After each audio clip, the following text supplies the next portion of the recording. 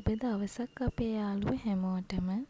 හැමදාම බොන තේ කෝප්ප වෙනුවට අපි අද හදමු ඇඟ නිවන, සෞඛ්‍යයට ගොඩක් ගුණවත් පොකුරු වදමල් පානයක්.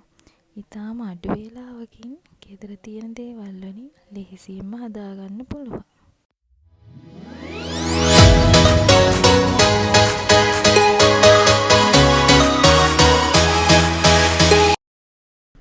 මුලින්ම අපි පොකුරු වදමල් ටික හොඳට සෝද ගන්න ඕන.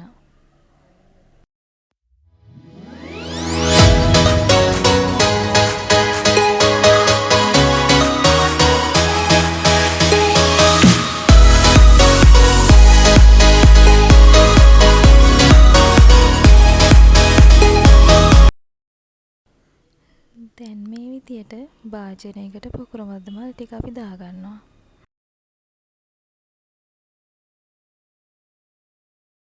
ඉන්පසුව මද රස්නේ වතුර අපි මේකට එකතු කරගන්න ඕන.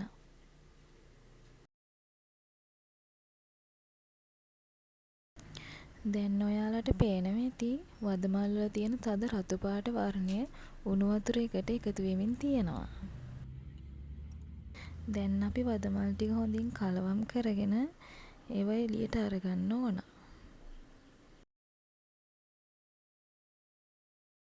දැන් අපි මේ පානයට ලුණු සල්පයක් එකතු කරගමු. ඒ වගේම සීනි සල්පයකුත් එකතු කරගන්න ඕන. රස තවත් වැඩි වෙන්න දෙහි සල්පයකුත් එකතු කරගමු.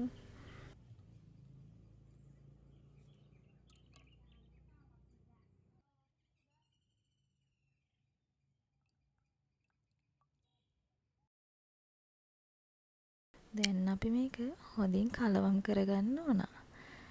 මේ තියෙන්නේ අවසානයේට අපේ රසවත් ඒ වගේම ගුණදායි පොකුරු වදමල් පානය. ඔයාලත් අනිවාර්යෙන්ම හදලා බලන්න.